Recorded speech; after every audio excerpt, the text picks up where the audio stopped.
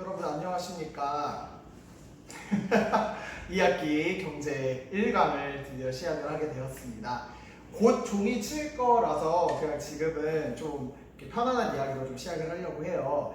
지금 카메라 각도가 약간 부담스러운 위치에 있는데 이제 저쪽에다 놔두면은 에어컨 소리 때문에 잘 안 들릴 것 같아가지고 선생님이 지금 약간 카메라를 칠판은 그래도 잘 보이게 하고 싶어서 이렇게 틀었더니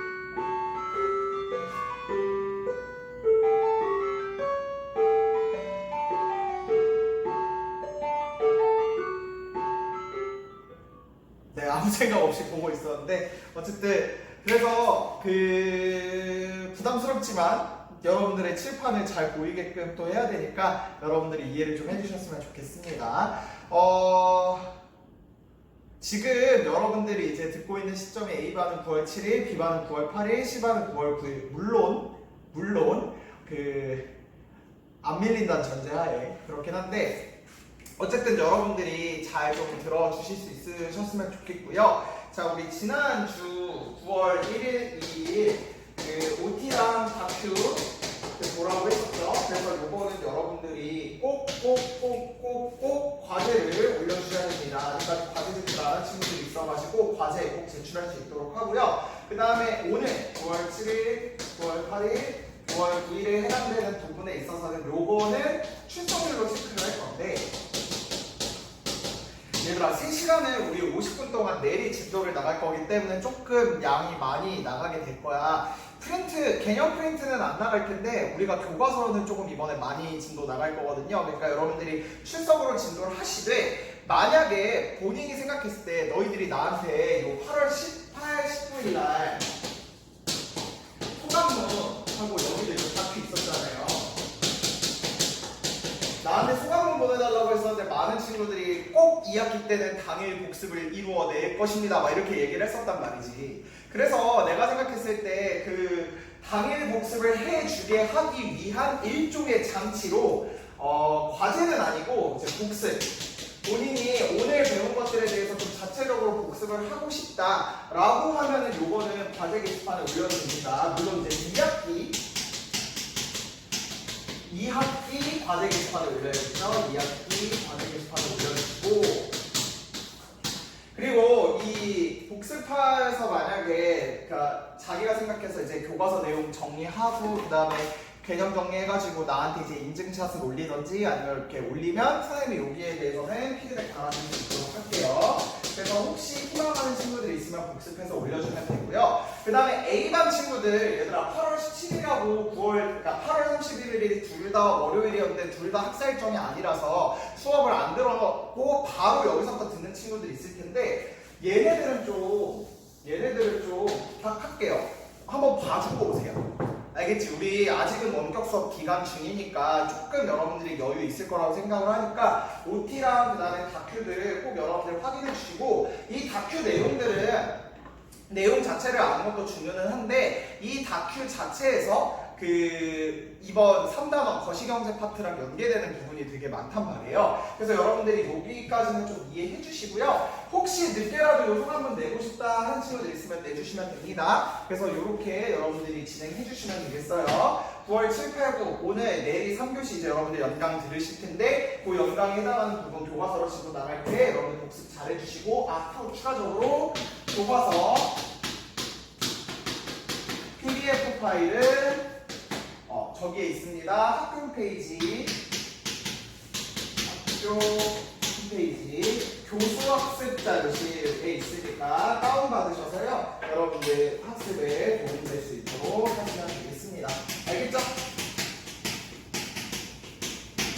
내 생각에 이 각도면 나 약간 빠져나갔을 것 같은데 웬만하면 칠판 안에 있도록 해볼게요. 그래서 이렇게 진행해 주셨다고 생각하시면 되겠습니다. 선생님 여러분들한테 얘기하고 싶은 게 얘들아 지금 고3 선배들만 학교에 나와 있잖아. 근데 고3 선배들이 지금 자소서랑 추천서 때문에 막 정신없이 다니고 있어요. 선생님한테도 지금 이제 작년에 경제 수업 듣고 했던 친구들 중에 자소서랑 추천서 부탁하러 오는 친구들이 있단 말이야. 근데 여러분들 내년부터는 뭐 들어서 아시겠지만 대입 수시 전형에서 추천서는 없어지게 되니까 사실상 여러분들 자소서를 수시 준비하는 친구들 위주로 이제 준비를 하게 될 텐데 이제 나한테 지금 시즌에 와가지고 선생님 저 무슨 대학교 어디과 쓸 것 같아요 뭐 이렇게 이제 나한테 얘기를 해줄 때 여러분들도 나한테 어찌 보면 1년 뒤 얘기지 나한테 막 선생님 저 이 대학 무슨 과 씁니다 좀 당찬 마음으로 그리고 전 정말 거기 가면 열심히 할 수 있을 것 같아요 뭐 이런 마음으로 사실 와서 얘기를 해야지 선생님하고 막 인사하고서 너 어디 쓰냐 얘기했는데 갈 대학이 없어요 막 이러거나 혹은 아 진짜 점수가 안 나와가지고 진짜 잘 모르겠어 뭐 이렇게 얘기하지 않는 너희들이 됐으면 좋겠어. 내가 이 얘기를 하는 이유는 지금 여러분들 집에 있으니까 학교 돌아가는 상황을 온라인으로 간접적으로밖에 접하지 못하잖아요. 근데 어떻게 보면 뒤집어 얘기하면 이게 너네들이 1년 뒤 얘기란 말이야. 그치? 그러니까 여러분들 남은 2학년 2학기랑 3학년 1학기 좀 잘 마무리를 해주시고 그 다음에 이제 뒤에 수능 준비나 이런 것들은 당연히 여러분들 기본적으로 하고 있겠지만 지금 요 남은 2학기를 우리 고등학교 생활에서 좀 가장 불태울 수 있는 학기가 될 수 있으면 좋겠다라는 생각을 좀 드리면서 여러분들하고 시작을 하고 싶었어요. 아무리 우리가 떨어져 있지만 여러분들 긴장감은 좀 늦추지 않았으면 좋겠는 차원에서 그리고 1년 뒤에 너희들이 나한테 당당하게 선생님 저 이 대학 가려고 합니다 라고 얘기할 수 있는 그런 여러분들이 되었으면 좋겠어서 알겠지? 자 그러면 우리 이제 3단원 안치고 들어갈 수 있도록 하겠습니다. 교과서 92, 3쪽 펼쳐주시면 되겠어요. 교과서 23쪽. 자 새로운 단원으로 들어갑니다. 3단원 국가와 경제활동.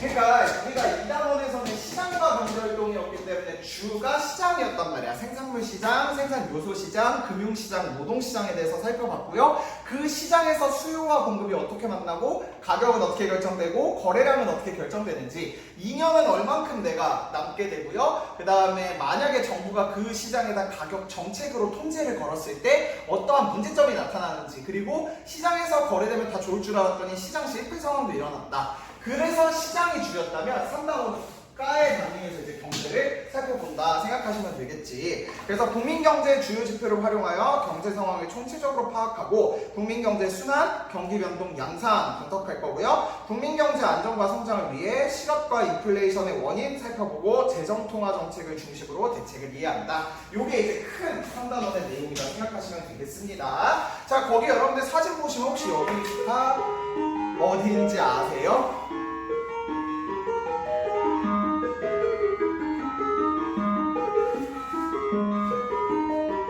네, 여기는요 영등포의 타임스퀘어라는 곳인데요. 이제 대형 마트, 몰이라고 생각하시면 되겠습니다. 거기 보시면 그 밑에 보시면 타이스퀘어라고 되어 있어요. 근데 내가 갑자기 이 얘기를 왜 하냐? 이제 사실 나도 이게 왜 3단원의 표시인지는 잘 모르겠는데 어쨌든 이런 타임스퀘어 이런 뭐 IFC몰 뭐 스타필드 뭐 이케아 또 맞나? 이케아는 선생님이 대형몰이 이마트 트레이더스나 아니면은 코스트코 같이 이렇게 좀 대형 몰들 뭐 약간의 성격은 다르지만 그런 곳들에서 보면은 이제 우리 경제 분위기를 약간 체감할 수 있다는 차원에서 3단원에 넣지 않았을까 생각을 해. 뭔가 이제 시장에 가보면은 지금 상황이 좀 경기가 좋구나, 경기가 안 좋구나. 그리고 사람들이 막 복작복작 되면 이제 사람들이 막 이런 거 저런 거 사려고 하는구나 뭐 이런 것들을 느낄 수 있지 않을까 생각을 하고요. 근데 지금은 돌아다니면 안 되겠지 코로나 때문에. 그래서 어쨌든 요 국가에 대한 이야기 진행한다 생각하시고 우리 94쪽부터 들어갈 수 있도록 하겠습니다. 94쪽 펼쳐주시고요. 자 소담원 1단원 국민경제는 어떻게 순환할까라고 되어 있습니다. 국민경제는 어떻게 순환될까? 자 여기에서 우리가 살펴보기 위해서는 일단 국민경제라는 말부터 조금 정리를 하고 들어가야 되겠네요. 자 이 국민경제에 대한 이야기를 하기 위해서 우리 맨 첫 시간에 배웠던 걸로 돌아가 보도록 합시다. 내가 너네들 민간경제, 민간부문 뭐 이렇게 이야기를 했던 것 같고 그 다음에 국민경제 이렇게 이야기를 했던 것 같거든. 우리 경제주체에서 따졌을 때라고 생각하시면 되는데 이 민간경제에 들어가는 경제주체는 여러분들 알다시피 가계 그리고 기업이 될 거고요. 그 다음에 국민경제는 가계 기업에다가 이 가계 기업과 연결되어 있는 정부가 들어가는 것이다 라는 거는 기본적으로 잡고 갖고 있어야겠지. 그래서 물론 여기에도 정부가 개입을 하지만 정부의 개입을 통해서 뭔가 조정하려고 하는 것일 뿐 사실 원래적인 경제 주체들은 가계기업이 주가 되는 건데 여기서는 정부가 주가 돼서 가계기업이 연결되어 있는 부분이니까 약간 관점이 다르다. 그리고 여기는 각각의 시장 하나하나를 좀 보고 있는 거지. 지금 현재 금융시장은 어떨지, 노동시장은 어떨지, 상품시장이라고 하더라도 약간 좀 뉘앙스가 다르잖아. 비탄력적인 그 주택시장 같은 경우에는 또 약간 달랐고, 그 다음에 공산품 같이 좀 탄력적인 거는 또 다른 양상의 수요 공급으로 나타났을 거고, 그렇게 시장 하나하나가 각각이 달라져 있었겠지. 그래서 그 하나하나를 다 그 각각을 다르게 보는 거니까 이쪽이 이제 미시경제 파트라는 거. 얘는 이제 국가의 차원에서 지금 전반적으로 어떻게 돌아가느냐, 거시의 시행계도 이제 오게 되었다라고 생각하시면 되겠습니다. 요 미가 미세하다 할 때 그 미자예요. 하나하나라는 차원에서. 그 다음에 거시, 우리 큰 것자 한자로 보면. 그래서 이제 큰 넓은 시각으로 지금 국가의 지금 경제가 어떻게 돌아가는가라고 지금 보는 파트다라고 생각하시면 되겠습니다. 자, GDP는 국민 경제 성적표라는 부분이 나옵니다. 국내 총생산, GDP, Gross Domestic Product라고 나오는데 이 국내 총생산은 이제 뒤에서 우리가 자세하게 배우겠지만 국내 총생산 GDP가 Gross Domestic Product라는 거는 여러분들이 꼭 암기를 해두셨으면 좋겠습니다. 선생님 처음부터 암기. 야, 이 정도는 솔직히 암기 추계도 못 끼지 않니? 국내 총생산. 국내 총생산 GDP. 그래서 요 둘이 같은 말이에요. 그래서 얘를 이제 어떻게 쓰냐면 Gross Domestic Product라고 씁니다. 그래서 이게 이제 어떻게 구성이 되냐면은 그로스라는 개념이 얘들아 양적이다라는 소리야. 그러니까 계산을 해서 실제적으로 눈에 딱 드러나는 그 수치화할 수 있는 양이라는 소리고, 도메스틱은 여러 가지 뜻이 있는데 이게 국가 내라는 뜻이 있단 말이에요. 그래서 국내 프로덕트 생산. 그래서 GDP, Gross Domestic Product는 국내에서 이게 총 얼마나 생산되는지에 따르는 개념이다라는 걸 여러분들이 알고 계시면 되겠고, 이 GDP랑 여러분들이 같이 알고 계시면 좋은 개념이 뭐냐면 GNI. 에일리 노래 중에 UNI라고 되게 좋아하는 노래도 있는데 미안하고요. 자, 그래서 이 GNI는 어떻게 쓰는지 좀 얘기를 해주자면 얘는 Gross National, 갑자기 왜 영어 시간인가 싶을 거야. National Product. 프로덕트가 아니지. 얘는 Income. 그래서 얘는 한국말로 어떻게 쓰냐면은 국민 총소득의 개념이거든요. 국민 총소득. 그래서 역시 얘도 마찬가지로 그로스는 양. 그 다음에 여기서의 내셔널은요, 국적의라는 뜻이란 말이야. 그러니까 쉽게 말해 그 나라의 국민인지를 따지는 여부다라고 생각하시면 되겠고, 인컴은 소득. 그래서 그 나라 국민들이 얼마나 한 해일 수도 있고 3분기일 수도 있는데 어쨌든 그 양을 얼마나 소득을 따졌는지를 양으로 계산해야 하는 것이 GNI다 라고 생각하시면 되겠습니다. 자, 그래서 이 GDP랑 GNI는요, 여러분들이 요거랑 요거가 어떻게 구성되어 있는지까지 좀 필기를 하면서 들어가 볼 수 있도록 합시다. 자, 국내 총생산은 일정 기간 한 나라에서 새롭게 생산된 모든 최종 재화 서비스의 가치를 합한 것으로 국가의 경쟁력을 평가하는 지표로 사용된다. 곧 밑줄 GDP가 높다는 것은 국가의 경제 규모가 크다는 것을 의미에다 밑줄에 쳐주시면 되겠습니다. 대한민국의 경제 순위를 검색해보면 세계은행이나 국제통화기금, IMF 등에서 발표한 자료들을 찾아볼 수 있다. 국제통화기금이 발표한 GDP 순위는 2016년을 기준으로 우리나라는 11위였다라고 되어 있습니다. 그런가 보다 이렇게 생각할 수 있는데, 얘들아, 이 GDP의 경제 규모가 세계 11위다라고 이야기를 하는 건요, 이렇게 생각하면 돼. 국내, 그러니까 그 한국의 국경 안에서 1년 동안 생산된 모든 양의 시장 가치를 쭉 다 계산을 해보니까 대한민국이 전체 11위였다는 이야기고, 그러면 이것은 그 2016년 한 해 동안 전 세계에서 우리나라 경제활동이 제일 활발하게 돌아간 국가 탑 11이라는 소리거든요. 전 세계에 지금 국가가, 사실 국가라는 개념이 또 이제 우리 중학교 때 또 그 영토 같은 거 배우면 지리 시간에 좀 여러분들 배우셨겠지만 이 영토 그 다음에 주권 또 하나 뭐 있지? 왜 이렇게 요즘 이렇게 갑자기 이렇게 하나씩 이렇게 건망증이 생기는지 모르겠어.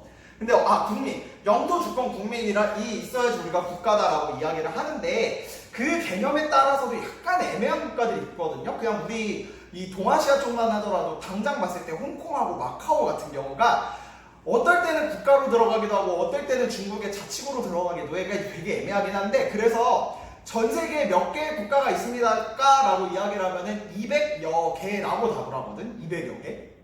근데 그 200여 개의 경제 규모 순위를 쫙 상위 랭크에서부터 쭉 정렬했을 때 우리나라가 11번째라는 거기 때문에 사실 우리나라가 굉장히 그런 걸로 따졌을 때 선진국이다. 물론 이제 정신 수준이 아직 선진국에 다다르지 못했어요. 뭐 이런 얘기들도 있지만요. 어쨌든 경제 규모가 우리가 선진국에서 살아가는 시민이다, 국민이다라는 거는 맞다라는 걸 알고 계시면 좋겠고 사실 그래서 혹시 우리 친구들 중에 나중에 외교관을 지망하는 친구들이 있을지 모르겠어. 근데 그 외교관들의 약간 딜레마가 중에 하나가 뭐 있냐면은 이제 대한민국하고 외교를 수교하고 있는 많은 국가들 중에는 거의 대부분 대한민국의 경제 규모 순위보단 밑에 있는 국가들이 더 많단 말이야. 아니 당연하지 우리가 거의 지금 상위 5% 안에 들어가는 국가인 건데 그래서 사실은 외교관으로 해서 나가서 살 거 아니야. 영사관 같은 데서 외교관이. 그러면 그 나간 국가의 경제 규모가 훨씬 더 안 좋은 경우들도 많아서 불편한 생활을 하는 경우들이 사실은 더 많다라고 이야기를 하더라고요. 그러니까 어쨌든 우리나라가 이 경제 규모에서는 굉장히 지금 선진국 대열에 올라와 있다라는 거 알고 계시면 되겠습니다. 한편 국가들 간의 경제 규모와 경제력을 비교할 때는 GDP를 사용하지만 밑줄 국민의 평균적인 생활 수준을 비교할 때는 나라 전체의 GDP보다는 1인당 국민 총소득 GNI를 사용한다. 밑줄 쳐주시면 되겠습니다. 세계은행이 발표한 자료에 따르면 2016년 우리나라 1인당 GNI는 27,600달러로 GDP 순위와는 달리 45위를 차지하였다. 선생님 GDP는요 같은 해 기준 GDP는요 11위를 했고 1인당 GNI는 45위를 했대요. 얘네들이 왜 차이가 있는 거예요? 같이 국민경제지표를 나타내는데 라고 생각할 수 있잖아. 약간 계산법이 다르기도 하고 그리고 이 GDP를 써먹는 데랑 GNI도 얘들아 지금 자리로 보면 알겠지만 그냥 GNI가 쓰는 게 아니라 1인당 GNI가 쓰인 거거든. 1인당 GNI가 쓰는 게 약간 관점이 다르기 때문이에요. 그래서 이번 강원의 공부에 가시면서 이 GDP랑 GNI가 어떻게 다른지도 여러분들한테 설명드리도록 하겠습니다. 자, 그래서 이렇게 하시고 우리는 이제 그 다음 소단원 국민경제 순환부터 들어보도록 하겠습니다. 칠판 지우고 올게요. 자, 그러면 지금부터 이제 국민경제 순환에 대해서 배워볼 수 있도록 하겠습니다. 거의 앞에 부분 내용에 대한 복습이라서 그렇게 어렵게 접근 안 하셔도 될 것 같아요. 자, 봅시다. 소비는 소득이 있어야 가능하며 소득은 생산에 참여해 얻을 수 있다. 한 나라의 국민경제에서 생산, 소득, 소비는 어떻게 관련되어 움직일까? 생산, 소비, 분배. 결국 소득을 받는다는 것이 분배의 일종이니까. 그리고 선생님이 그때 얘기했다시피 생산, 소비, 분배는 다 이렇게 일괄적으로, 유기적으로 연계되어 있다라고 이야기했었던 거 기억나죠? 자, 그래서 이 국민경제란 한 나라의 모든 경제체가 어우러진 경제단위이다. 한번 볼 수 있도록 하겠습니다. 경제 현상을 이해하는 방법에는 개별 상품 시장을 중심으로 개별 가게나 개별 기업의 행동 원리를 알아보는 방법이 있고 국가를 단위로 경제 운영 원리를 이해하는 방법이 있다.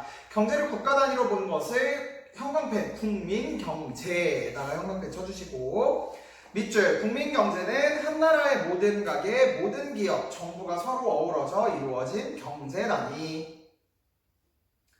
그래서 이러한 국민경제를 이해하기 위해서는 하나하나의 가게나 기업의 기본 단위로 보는 것이 아니라 가게 부문, 기업 부문 등으로 크게 묶어 그 부문 간의 상호작용을 살펴야 한다. 따라서 밑줄 국민경제에 대한 설명에서 가게라고 하면 한 나라의 전체 가게 부문을, 기업은 한 나라의 전체 기업 부문을 뜻한다. 에다 밑줄을 좀 쳐주시면 되겠습니다. 자, 우리 결국 거시경제학을 이제 들어왔는데 거시경제에서 관심을 가지는 단위는 국민경제다라고 이야기를 했고 아까 선생님이 얘기했다시피 국민경제에 들어가는 경제 주체들을 세봤을 때 가게, 기업, 정부라고 이야기를 했었습니다. 그랬을 때 여기서 말하는 가게랑 여기서 말하는 기업이 우리 미시경제, 민간경제에서 이야기할 때는 하나의 가게, 그러니까 뭐 선생님이 매점에 가서 과자를 사왔다 이런 거에 관심을 가졌다면 여기서 말하는 가게에는 우리 전체 가게,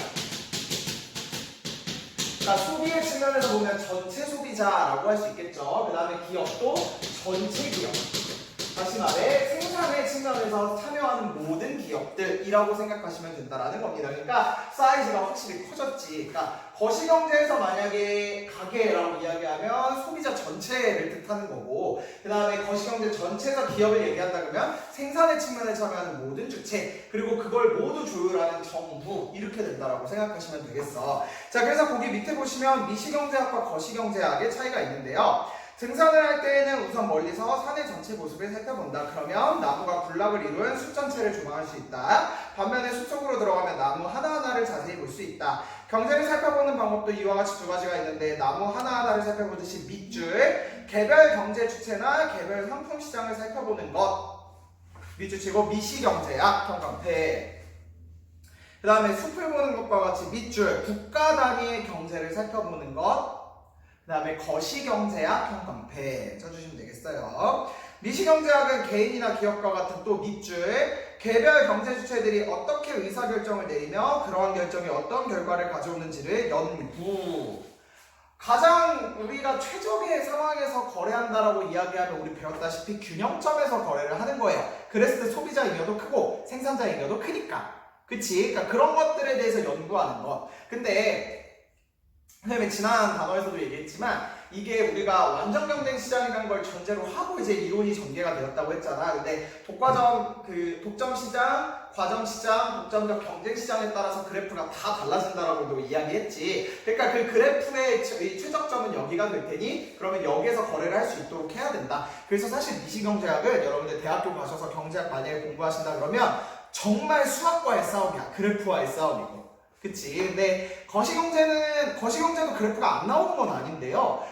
조금 뉘앙스가 다르기도 하고, 그리고 약간 사회학적인 측면도 되게 많아요. 이 사회적인 현상과 이게 연결이 돼 있으니까. 그래서 선생님 이 단원이 수학이 좀 많이 나서 힘들었어요 하는 친구들은 물론 계산이 없는 건 아닌데 이제 조금 그 방법적인 부분에선 다를 수 있다라는 거 말씀드립니다. 자, 반면 거시경제학은 밑줄 경제 전체의 움직임을 연구 대상으로 하여 국민경제의 총생산량, 총고용량, 물가 수준 등 경제 전반에 관한 지표들을 연구. 밑줄 치시면 되겠습니다.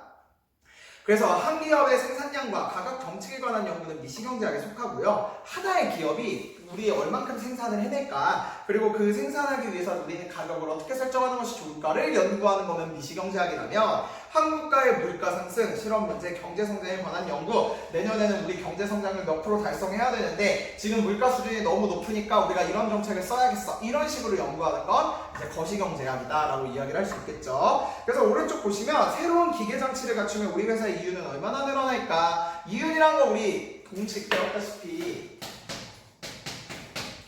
이윤은 총수입에서 총비용을 빼는 거잖아요. 그러니까 기업의 입장에서는 이윤을 극대화하는 것이 가장 큰 목적이니 어떻게 총수입을 극대화하고 어떻게 총비용을 감소할지에 대해서 생각한다는 것 자체가 곧 그 기업의 어떠한 행방, 그러니까 향방을 결정할 수 있는 부분이니까 이렇게 미시경제 파트라면, 거시경제에서는 지금 물가가 이렇게 되고 있네, 지금 실업률은 어떻게 되고 있구나, 이런 것들을 확인할 수 있다는 거지. 그래서 혹시 여러분들 친구들 중에 행정고시 보는 친구들 있을 수 있거든?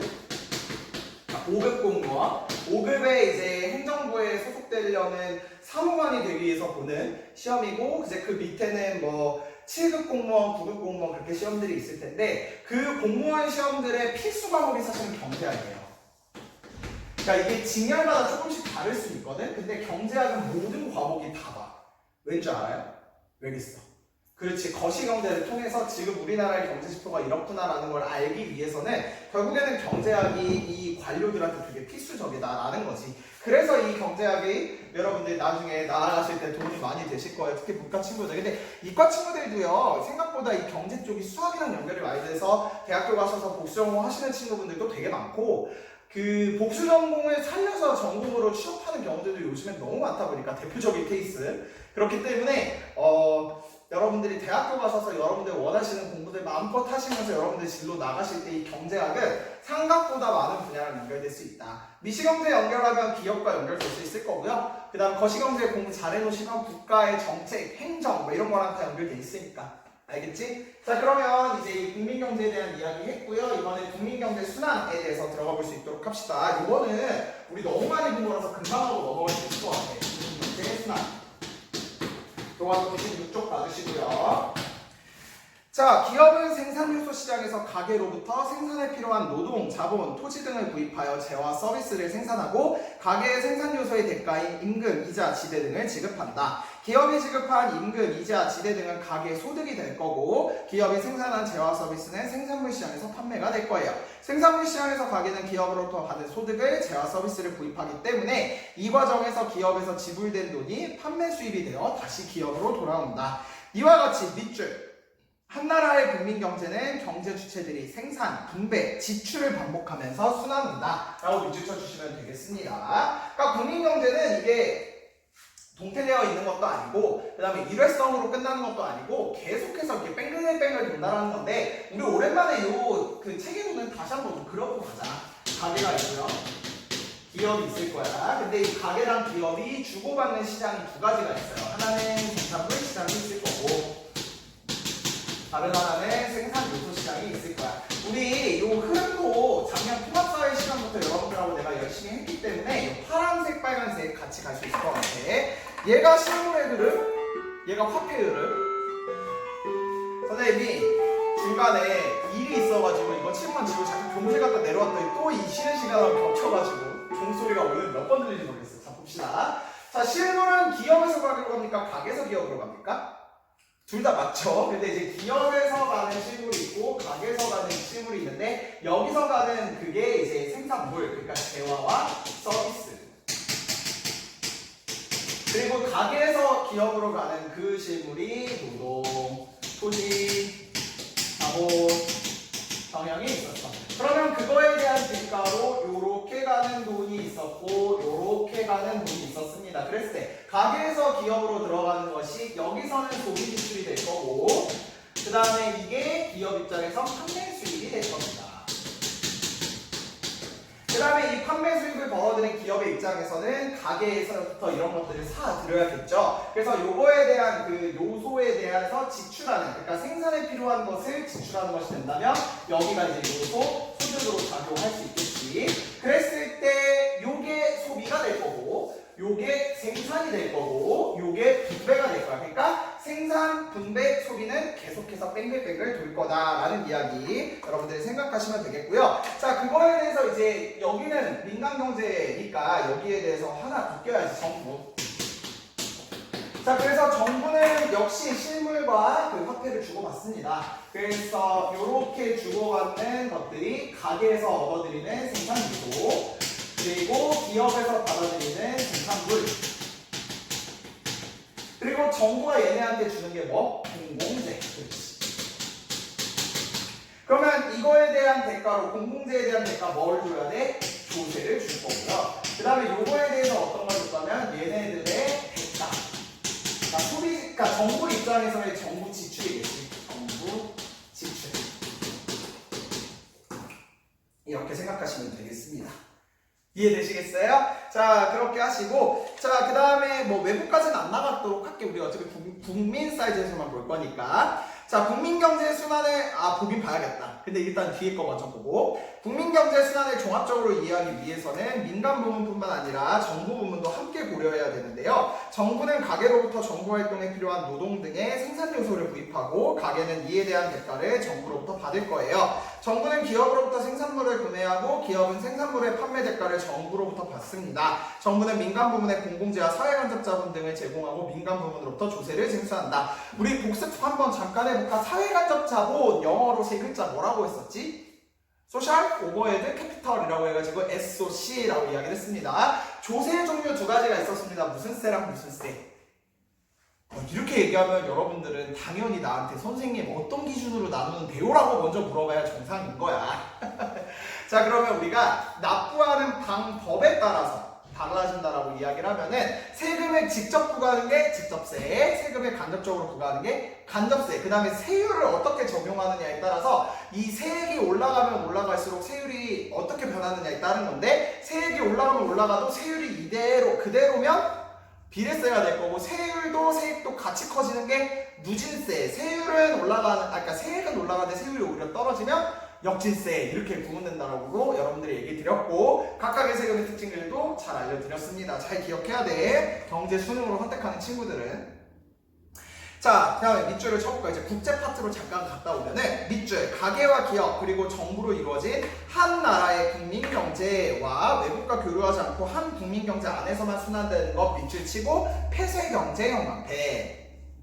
그 다음 줄에 외국과 무역이나 자본거래 등 교류를 하는 경제 밑줄, 개방경제 형광펜 쳐주시면 되겠습니다. 자, 그래서 이 국민경제가 그때도 얘기했지만 요렇게 우리나라 정부를 통해서 요렇게 하나의 국민경제 사이즈가 있을 거면은 다른 국가도 있을 거고 다른 국가도 있을 거고 이렇게 있을 텐데 요렇게도 역시 왔다 갔다 하죠. 그래서 서로 무역에 이렇게 될 거야. 그래서 우리나라에서 나가는 물건 수출이 될 거고 우리나라에서 받아들이는 물품 수입이 되겠지. 그러면 요거는 수입에 대한 그러니까 수입을 한 거에 대한 대가 지불인 거고 그 다음에 요거는 수출을 하면서 이렇게 벌어들일 수출 대금이 될 거예요.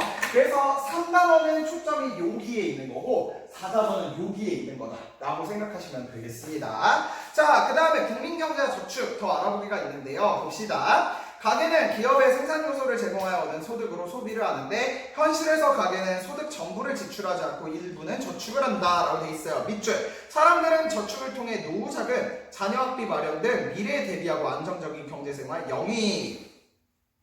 그 다음 줄에 국가적 차원에서도 밑줄, 저축은 기업의 투자 자원으로 이어져 경제성장에 중요한 요인에다 밑줄을 쳐주시면 되겠어요. 자, 여기에서 우리가 또 한 번 흔히 알려드린 공식 알려드리고 싶은데 소득을 그냥 이렇게 넓게 보면 뭐 더하기 뭐로 구성된다고? 소비 더하기 저축으로 구성된다라고 이야기를 했습니다. 근데 이제 요 소득 앞에는 무슨 말이 빠졌냐면 소득가능 소득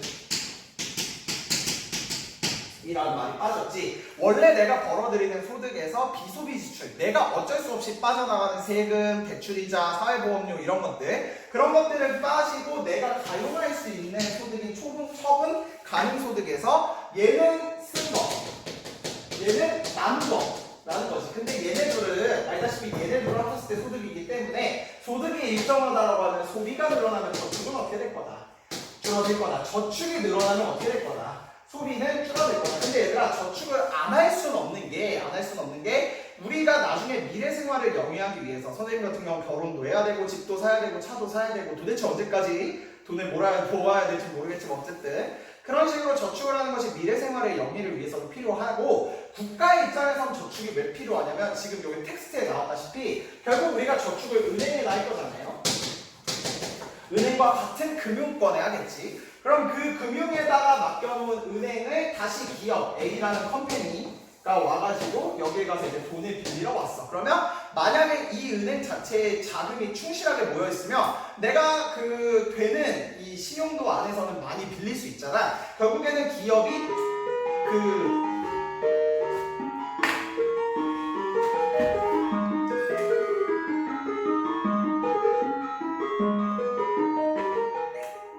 기업의 입장에서 이제 소비를 하는 거를 투자 지출이라고 얘기를 하거든요. 이제 나중에 그러니까 좀 이따 다음 주쯤 배우겠네. 투자 지출이라고 하는데 이 투자 지출을 하기 위해서 은행에서 돈을 좀 빌려올 때도 더 많은 돈을 빌려올 수 있게 되잖아요. 그러니까 저축을 많이 해두는 것이 국가적인 차원에서도 좋지만 이 공식에서 봤을 때 알다시피 저축이 늘어나는 소비는 줄어들게 될 거고 우리 대공황 왔을 때 왜 왔다고 얘기했었어. 소비가 줄어드니까 생산이 줄어들면서 기업 입장에서는 재고도 쌓이고 더 일하는 사람들을 뽑을 이유가 없어지니까 실업도 늘어나고가 됐었잖아. 그래서 그 다음 문단 봐주세요. 사람들이 절약을 하여 저축을 늘리면 국가 경제에 항상 긍정적인 결과를 가져올까? 밑줄 경우에 따라서는 사람들이 저축을 늘리는 행동이 경제 전체 해가 될 수도 있는데 밑줄 쳐주시고 저축의 역설 형광펜 쳐주시면 되겠습니다. 뭔 소리냐? 저축을 늘렸더니 사람들이 소비를 안 하다 보니 결국에는 소비가 무너지고 생산이 무너지고 경제가 악순환으로 갈 수도 있다는 거야. 그래서 저축이 오히려 경제에 더 안 좋은 영향을 가지고 왔다는 뜻의 저축의 역설이라고 이야기를 한다는 겁니다. 경제가 불황일 때 사람들은 미래를 염려하여 소비를 줄이고 저축을 늘리는 태도를 보이게 되는데 밑줄 소비가 감소하면 기업의 생산활동은 위축되고 고용이 줄어들어 불황이 더욱 심화되는 결과를 가져온다. 그래서 밑줄 쳐주시면 되겠습니다. 지금이 딱 그래요. 여러분들 얘기 많이 들어보셨겠지만 지금이 경제 불황이다라고 이야기를 많이 하잖아. 이 경제 불황이 다른 게 아니고 사람들의 소비가 더 줄어들어서인데 물론 얘는 저축이라는 지금 상황은 약간 별개라고 생각하시면 돼. 그러니까 이 저축의 역설은 저축을 늘리니까 소비가 줄어들어서 이게 경제 불황으로 갔다는 거고 지금은 저축과 상관없이 사람들의 전반적인 소득이 줄어드니까 소비가 줄어들고 그 다음에 코로나 때문에 사람들이 밖에를 못 나가니까 이 물건을 안 사면서 소비가 줄어들고 인 거거든? 그러니까 소비가 줄어들면 생산이 줄어들고 이렇게 되면서 경기가 옛날처럼 이렇게 활성화가 안 됐다라는 의미에서의 경제 불황이거든요.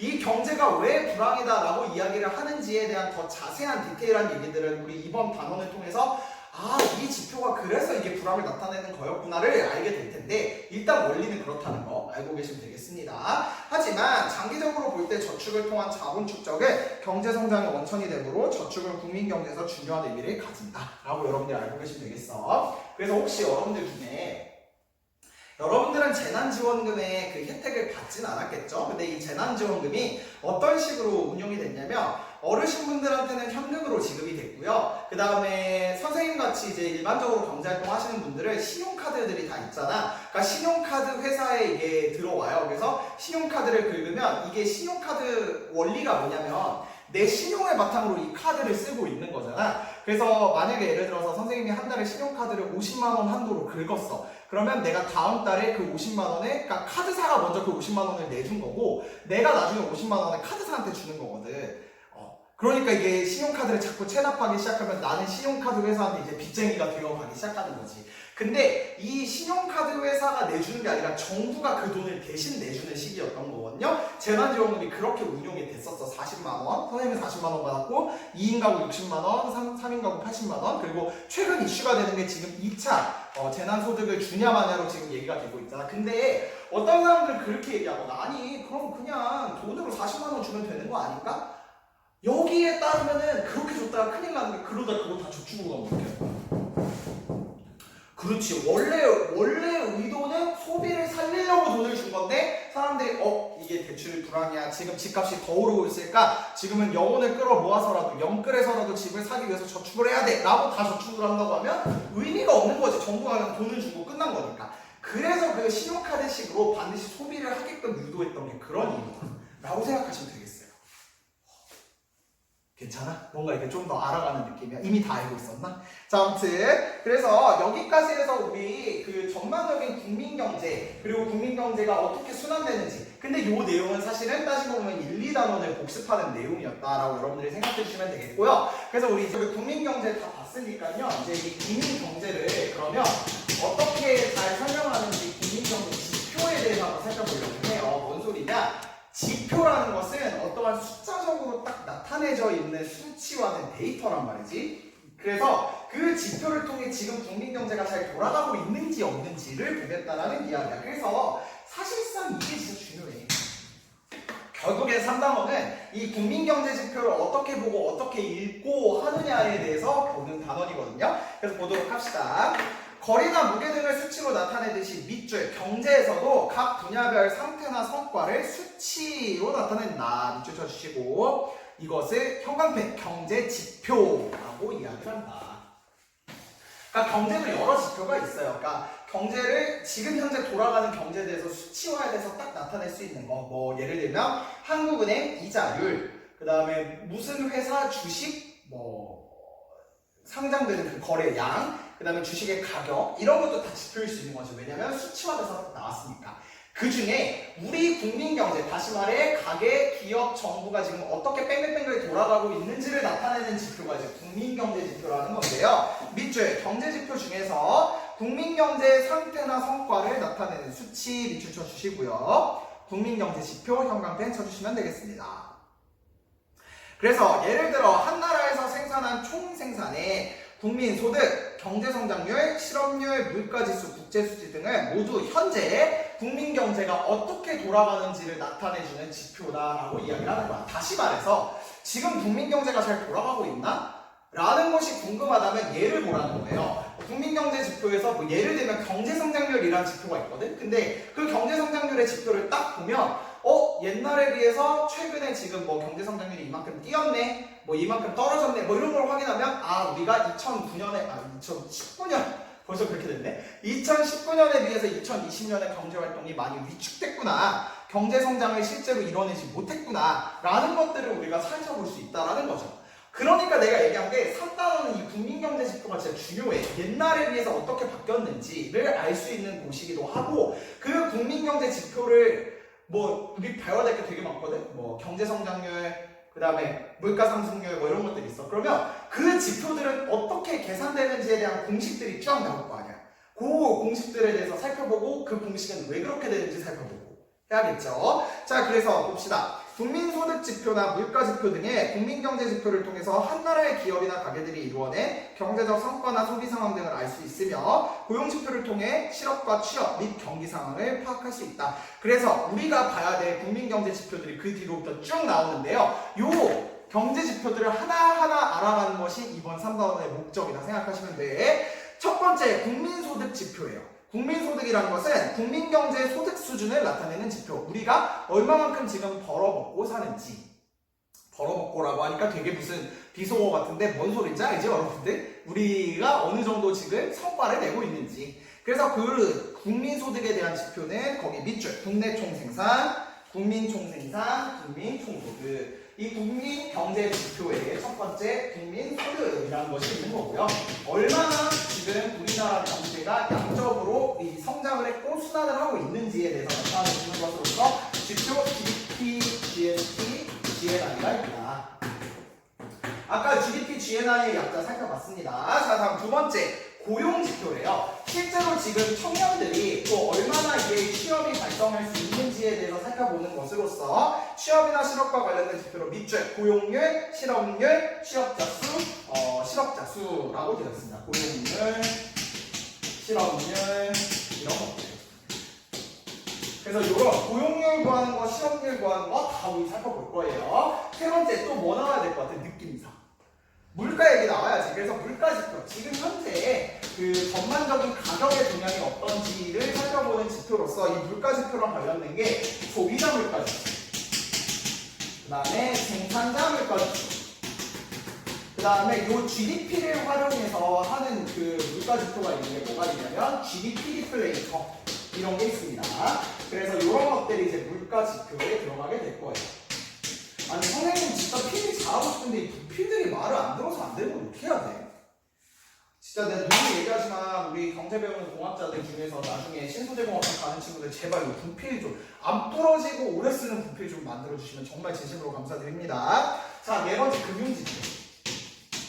실제로 지금 돈이 얼마나 유통되고 있는지와 관련된 거로서 밑줄, 중앙은행의 통화발행액, 통화량, 이자율, 각 금융기관의 예금이나 대출의 통계 수치에다 밑줄을 쳐주시면 되겠습니다.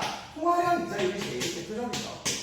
지금 시중에 얼마나 화폐가 돌아다니는지, 그리고 이 통화량을 결정하기 위해서 지금 대한민국의 뭐 기준금리 뭐 이런 것도 있고, 그 다음에 각 시중은행의 은행 이자율이 가능한 금리예요. 얘가 어떻게 되는지를 살펴보는 게 있고, 마지막 다섯 번째 국제수지표. 아까 우리 그 국제수지 지표.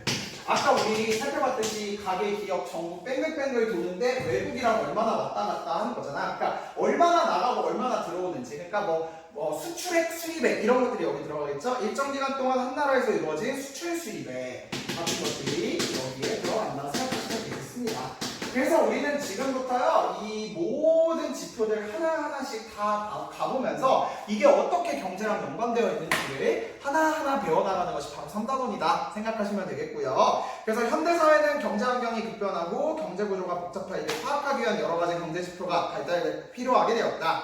통계기법이 발달함에 따라 다양한 국민경제지표가 개발되어 국민경제를 구성하는 각 부분의 특성을 나타내는 자료로 쓰이고 있는데, 때로는 이러한 지표들을 사용하여 여러가지 다른 지표로 만들어내기도 한다.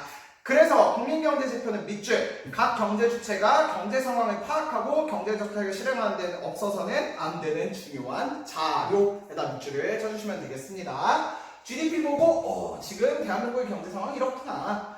고용률 보고 지금 취업의 상황은 이러하니 뭐 이렇게 해야겠다. 결국에는 정부가 이 경제 상황에 대해서 전반적으로 동향을 봤을 때 이 국민경제 지표들을 통해서 결정을 내리고 할 거다라는 이야기인 거죠. 그래서 이렇게 중요하다라는 걸 여러분들이 알고 계시면 되겠습니다. 자, 그래서 우리 99쪽 봐보시면 이제부터 국민소득에 관한 이야기를 들어가게 될 거예요. 그래서 우리 바로 이어서 다음 시간에 GDP에 대한 이야기부터 이제 하나하나 더 배워나가기 시작할 테니까 요 5교시 잘 마무리 좀 해주시고요. 5교시는 그래도 앞에 곱쓴 내용이 조금 많아서 여러분들 편하게 배웠을 것 같고 이제부터 우리 본격적으로 거시기 없는 GDP 들어갈 수 있도록 하겠습니다. 그래서 바로 이어서 6교시로 들어올 수 있도록 하겠습니다.